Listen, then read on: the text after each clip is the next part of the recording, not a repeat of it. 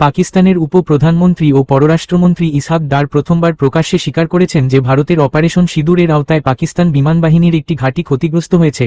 এতদিন ধরে ইসলামাবাদ এই হামলার বিষয়টি অস্বীকার করে আসছিল। ডারের বক্তব্য অনুযায়ী, ভারতের ড্রোন ও ক্ষেপণাস্ত্র হামলায় রাওয়ালপিন্ডির চকলা এলাকায় অবস্থিত নূর খান বিমানঘাঁটি ক্ষতিগ্রস্ত হয় এবং সেখানে কর্মরত একাধিক সামরিক সদস্য আহত হন। এটি পাকিস্তান সেনা সদর দপ্তরের কাছাকাছি একটি অত্যন্ত সংবেদনশীল ঘাঁটি। পাকিস্তানের দাবি অনুযায়ী, মাত্র ৩৬ ঘণ্টার মধ্যে ভারত প্রায় ৮০টি ড্রোন ব্যবহার করে। পাকিস্তান বলেছে তারা ৭৯টি ড্রোন ভূপাতিত করেছে এবং মাত্র একটি ড্রোন সামরিক স্থাপনায় আঘাত হানতে সক্ষম হয়েছে, যেটি নূর খান ঘাঁটি।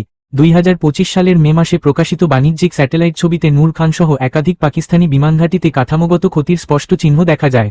ডারের স্বীকারোক্তি সেই স্যাটেলাইট বিশ্লেষণ ও ভারতের দাবিকে কার্যত বৈধতা দেয়। এই স্বীকারোক্তির মাধ্যমে স্পষ্ট হয় যে ভারতীয় সশস্ত্র বাহিনী কেবল সীমান্তবর্তী এলাকায় নয়, বরং কৌশলগতভাবে গুরুত্বপূর্ণ ও গভীর অভ্যন্তরীণ সামরিক স্থাপনায় নিখুঁত আঘাত হানতে সক্ষম। এটি ভবিষ্যৎ ভারত পাকিস্তান সংকটে ভারতের প্রতিরোধমূলক ক্ষমতাকে আরও বিশ্বাসযোগ্য করে তুলেছে।